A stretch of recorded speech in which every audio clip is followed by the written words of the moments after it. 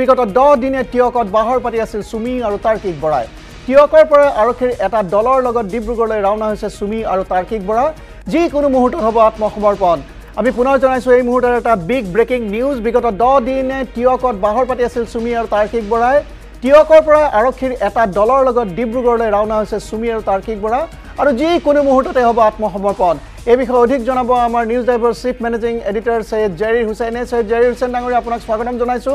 আৰু এটা big breaking news যে ইতিমধ্যে সুমিয়ে আত্মসমৰ্পণ কৰাৰ যেটো শেষ পৰ্যায় আহি পৰিছে টিয়কৰ পৰা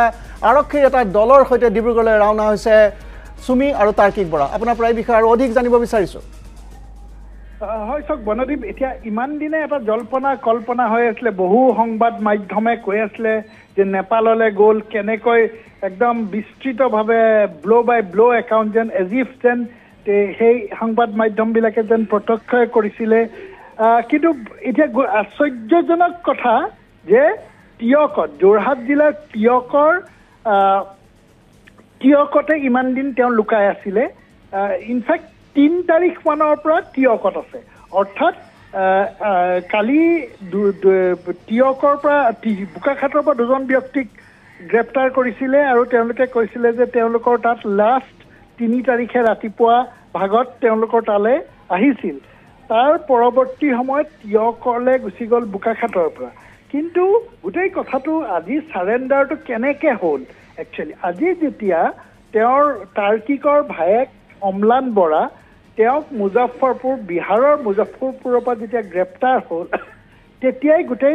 গোটেই বস্তুটো আৰম্ভ হ'ল দ্য প্ৰচেছ সাৰেণ্ডাৰৰ প্ৰচেছটো তাৰমানে তাৰ্কিকৰ ভায়েক অম্লানে আৰক্ষীক মিছলিড কৰিবৰ কাৰণে তেওঁৰ ফৰ্চুনাৰখন শ্বিলঙত থলে শ্বিলঙৰ পৰা উদ্ধাৰ হ'ল তাৰপিছত মানুহটো গুচি গ'ল বিহাৰলৈ চ' মানে এনেকুৱা এটা দেখুৱাবলৈ গৈছে যে বিহাৰ নেপাল বৰ্ডাৰ ওচৰ হ'ব চ' তাৰ পৰা ফোনটো ট্ৰেক কৰিবলৈ একচুৱেলি সি ধৰা পেলাই দিছে যে বহুত দিনৰ পৰা আপোনালোকে মোৰ বহুত নিউজ শুনি আছে বহুত অপপ্ৰচাৰ চলি আছে যি নিউজ বাজিছে তাৰ 10%ও সঁচা নহয় আৰু মই ইমান দিনে একো মাত মাতিব পৰা নাই কাৰণ ইমান হেৰেছমেণ্ট ইমান মেণ্টেল হেৰেছমেণ্ট যোনটো কেতিয়াও মই ভাবাই নাছিলোঁ হ'ব বুলি সেইখিনি মই পাৰ কৰিব লগা হৈছে মেণ্টেলি প্ৰস্তুত নাছিলোঁ কোনো ধৰণৰ কথা ক'বলৈ বা কিবা ষ্টেটমেণ্ট দিবলৈ সেইটো কাৰণে 7 দিন মই যেনে কটালোঁ কিন্তু এতিয়া জোখতকৈ বহুত বেছি অপপ্ৰচাৰ চলিছে বহুত ধৰণে মোক সাঙুৰ খুৱাইছে বিভিন্ন ক্ষেত্ৰত ন্যায়ালয়ে মোক দুখী কৰাৰ আগতে নিউজ মিডিয়াই মোক দুখী কৰি মোক এতিয়ালৈকে ফাঁচি দিছে মোক অলৰেডি মই দুখী বুলি কথা কৈছে আৰু বহুত ধৰণৰ নিউজ বিভিন্ন ধৰণৰ নিউজ য'ত মোৰ কেছটোৱে ট্ৰেডিঙৰ ওপৰত আছিলে কিন্তু এতিয়া কেছটো অকল মোৰ ওপৰত হৈ গ'ল আজি ফাইনেলি বহুত দিনৰ পিছত সাহস কৰি মই সাৰেণ্ডাৰ কৰিব ওলাইছোঁ মই ফুল কোঅপাৰেট কৰিম পুলিচৰ লগত ইমান দিনে কৰিব পৰা নাছিলোঁ মই পলাই ক'তো থকা নাই মই লুকাই আছিলোঁ অকণমান মই পৰা নাছিলোঁ সহ্য কৰিবলৈ ইমান সহজ নহয় নিউজ এটা শুনি থকা বা নিউজ এটা কৰি থাকিলে যি মন যায় তাকে কৈ আছে কোনো ধৰণৰ তথ্য নোহোৱাকৈ কথা কৈ আছে মই ভাবিছিলোঁ ইমানখিনি কেতিয়াও নিউজ মিডিয়াই নকৰে ইমান তথ্য নথকাকৈ ইমান নিউজ নবজায় কিন্তু আজি নিউজৰ মিডিয়াৰ ফলত মই আজি দুখী